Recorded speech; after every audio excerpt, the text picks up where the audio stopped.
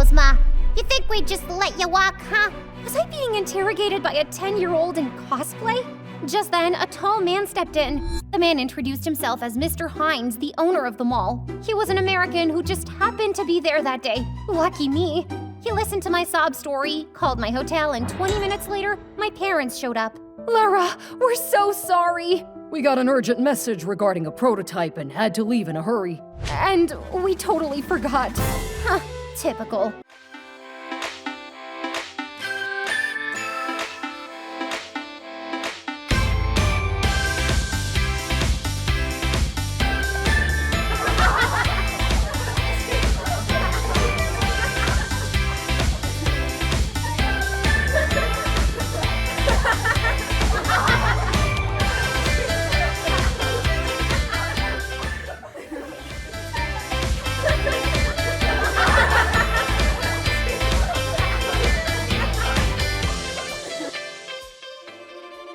Don't you just hate it when your parents never notice you, but the second you step out the door, they start blowing up your phone? Jeez, Mom, chill. I'm Lara from the US, and what started as an ordinary day turned into an unplanned, life-altering journey to Trinidad. But first, like and subscribe to Confession Diary, because this story might just change your life too. I was born to two geniuses. Super busy, super important, super not available for their own kid. Mom, can you bake cookies? Gloria, bake cookies for Lara. Dad, can you push me on the swing? Roberto, go play with Lara. My parents had a team of servants who did literally everything, from cooking to brushing my teeth. They made sure that I won't have to lift a finger since they were never around, so they thought to buy my love. Can I get a pony? Can I get a massive water park in the backyard? Can I get a walk-in closet bigger than my bedroom? By age 9, I was a school celebrity. Everyone wanted to be my friend, but the only person who cared about me was Nadia, my best friend who I met on my 10th birthday. One time, I begged my parents for a shopping spree in Japan, and guess what? They did!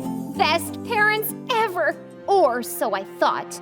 We went to the biggest mall ever, and when I stepped out to show off a new outfit, I froze. Where are my parents? Did they leave me in another country? I sprinted for the exit, but security was faster, and before I knew it, I was dragged into a tiny windowless room of doom. And then they started asking me questions in Japanese. My brain went into full Error 404 mode. Yoshi, Ryu, Jinkazama. Like listing random video game characters was gonna help. Spoiler? It didn't. I knew if I ever wanted to see my parents again, I had to act fast. I latched onto the guard's ankles like a desperate toddler and wailed like a banshee. I wanna go home! Send me back to America! Tears activated. Drama maxed out. Dignity? Non-existent. Just then the door swung open. A tall man stood by the door, and next to him, a girl in a pinstriped suit and a frickin' fedora. The man gave me one look, tilted his head slightly, and the guard immediately followed him outside. And I was left alone with Mafia Barbie. She squinted at me and spoke in this deep mobster voice. Why'd you steal the clothes, Ma? You think we'd just let you walk, huh? Was I being interrogated by a 10-year-old in cosplay? Just then, a tall man stepped in. The man introduced himself as Mr. Hines, the owner of the mall. He was an American who just happened to be there that day. Lucky me. He listened to my sob story, called my hotel, and 20 minutes later, my parents showed up. Lara, we're so sorry. We got an urgent message regarding a prototype and had to leave in a hurry. And we totally forgot. Huh, typical. Mr. Hines and my parents let me spend the rest of my Japan trip with Nadia, who was obsessed with dressing up and acting like movie characters. She was a pirate one minute, a secret agent the next. By the time we left Japan, we were inseparable. Back in the US, we hung out every day after school since we didn't go to the same one. Now I'm 16, head cheerleader, prettiest, and still the most popular girl in school, and this amazing party. Too bad Nadia ditched this party for some fancy Caribbean island for 2 whole weeks. Seriously, Mom? Can't I catch a break? I ignored the call and enjoyed the party. A few hours later, when I finally returned home to a wrecked house, I searched everywhere. No parents, no servants, just silence. I called the police, and by the time they showed up, tears were streaming down my face. Guilt was eating me alive. Why didn't I answer Mom's calls? If I had, maybe I'd know where they were right now. Ma'am, Do you have a surveillance camera? We'd like to take a look. Why didn't I think of that? In Dad's office, I pulled up the security feed. 2 masked men stormed through the house, throwing things around like they were searching for something. And then they dragged my parents out of the house. The footage ended, and my stomach twisted. We're going to investigate, but for now, do you have any family we can contact for you? I told the officer my aunt lived in Trinidad. They gave me a few minutes to grab my important stuff, and I went to the station with them. When they contacted her, I got a weird text with some random numbers, which I ignored because honestly, I couldn't deal with anything else. 3 hours later, I was in a police car headed to the airport. My spoiled life? Yeah, that was about to flip. Aunt Michelle met me at the airport and took me to her house in Woodbrook. When she pulled up the driveway, I was shook. Where's the rest of the house? No servants? This house is big enough for me and my son Brian. No servants, but we'll help you out. As if on cue, Brian, who looked a few years older than me, stepped out. He helped me carry my luggage to my room. It was so tiny and no bathroom. I want a bigger room complete with a full bath. This isn't the Hyatt. If you want more room, sleep in the yard. Brian! He shot me a death glare and stormed off. No bigger room, sweetie. Bathroom's down the hall. Let's get you settled and grab you something to eat before bed. After a quick shower and some sandwiches, I crashed into bed and barely slept. God, I felt so out of place. Over the next few days, I locked myself in my room, worried about my parents and missing home. Aunt Michelle warned me to get rid of my phone in case it was tracked, but I didn't. I just kept it off. But one night, I couldn't stand the emptiness anymore. I dialed Nadia and told her everything. Don't worry, Lara. The police will find them. Have you thought about why someone would take your parents, though? I don't know. What I do know is I need to find them. I need to go home. Nadia distracted me with stories about her amazing trip until her mom called her away and she was gone. I had never felt so alone in my life and cried myself to sleep. Suddenly, at midnight, a noise jolted me awake. Voices, a crash. I rushed out and Brian did too.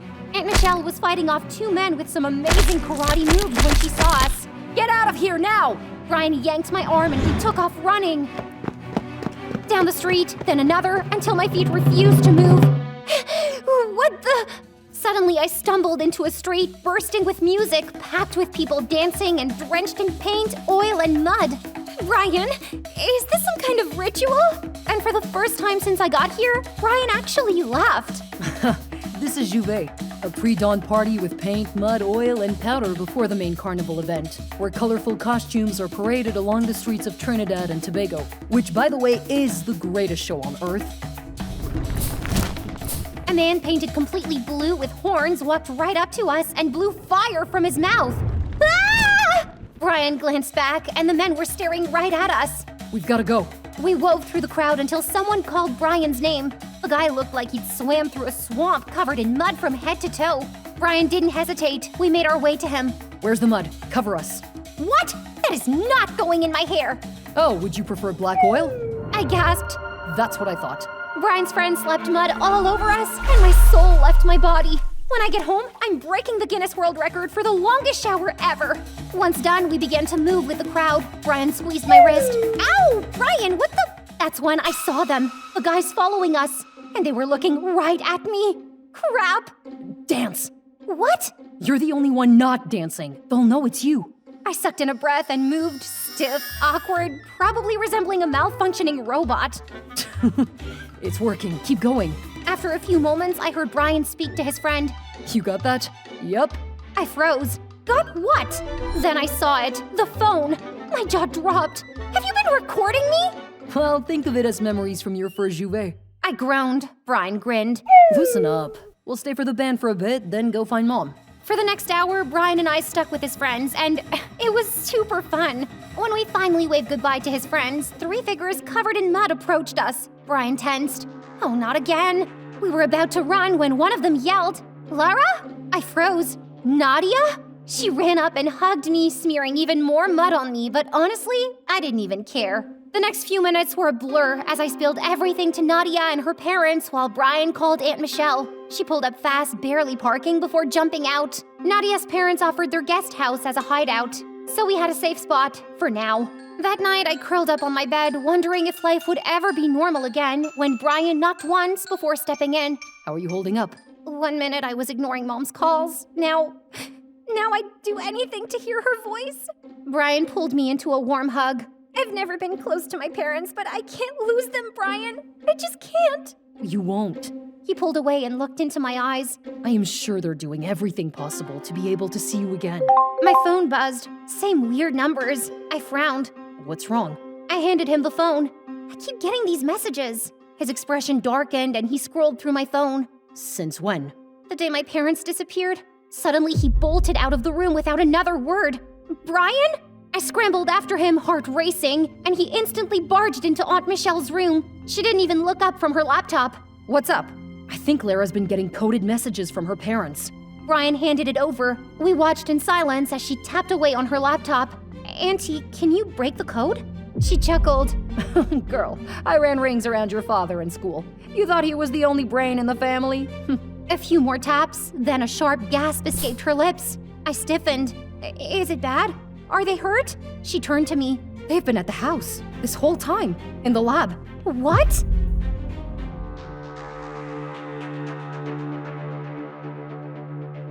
Lara, I can't believe you didn't figure it out. What do you mean? You pretend you're not smart enough to fit in, but I've seen those science magazines stashed at the back of your closet. Everyone looked at me and I could feel my face turning red. My deepest, nerdiest secret was out. I loved science. But that doesn't mean I'll automatically know it was a code. No, but if I had studied it long enough, maybe I would have figured it out. Aunt Michelle cleared her throat. So, here's the plan. Brian, you'll take Lara home. I'll be covering you from my laptop. The security cameras at home caught the men's images. I'll make sure they're detained at the airport so they can't follow you. I'll also go with them. I hadn't expected Mr. Hines to step up, but I was thankful that he did. Great, but don't make it look like you know each other. If things go wrong, you're their backup plan. I swallowed hard. Oh, this was getting way too real. How do we get into the lab? I don't know the code. They've already sent it. I've sent it to Brian. Both of you memorize it. I've booked your tickets, flights at 6 this evening. Your disguises will be ready in a few hours. I took a shaky breath. We were going home and straight into danger. At 4 a.m., Brian and I crept to the backdoor house like cat burglars, earpieces in, Aunt Michelle whispering in our ears. I've disabled the alarm. Police are on the way. Mr. Hines is on the lookout. The coast is clear. Good luck. The line went dead. I fumbled for the key in the flower pot, heart pounding. The door clicked open, and we slipped inside and moved quickly toward the lab. Brian punched in the code. The lab door hissed open, and there they were, my parents. They were safe. A strangled sob tore from my lips as I stumbled forward, my vision blurring with tears as I ran over to them and threw my arms around them. Mom, Dad, Lara! I thought I'd lost you. For the first time since this nightmare began, I felt like I could breathe again. What happened? How come you're here? 6 months ago, a private security agency asked us to build a weaponized AI to protect their elite clients, and we refused. They didn't take no for an answer. When we learned they planned to kidnap us, we sent the staff away, staged our own disappearance, and sent you the codes to find us. But I don't know code. We knew you'd go to Michelle and she'd put you back into the country under the radar. And what if that didn't happen? We had to take the chance, sweetheart. We're just glad things worked out. So what now? We disappear, lay low. It'll be tough without the staff. I swallowed hard.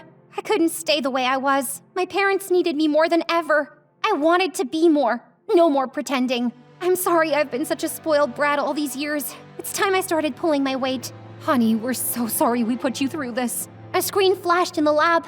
The police are here. We need to move, fast. I threw my arms around Brian, holding on tight, wishing I had more time to get to know the cousin who put our differences aside to keep me safe. Thank you for everything, for having my back. Tell Aunt Michelle and Mr. Hines thank you. Let Nadia know I'll call her. I pulled away, blinking away the tears that threatened to run down my face. I knew you were a nerd the moment I saw those whack dance moves of yours. I punched his arms playfully and sniffed. His voice softened. Good luck. I'll miss you. I'll miss you too. Dad broke our moment, sadness in his eyes. Brian, we've got to tie you up. Tell the police you didn't find us and they took Lara about 10 minutes ago. We'll leave the door open so they'll get to you. Go right ahead. After they secured him, Dad opened a secret tunnel in the far corner of the lab. I cast one last glance Brian's way as I stood at the entrance. He winked before pretending to be unconscious. Then I slipped into the tunnel with my parents. I had no idea what lay ahead, but one thing was for certain, we'd face it together.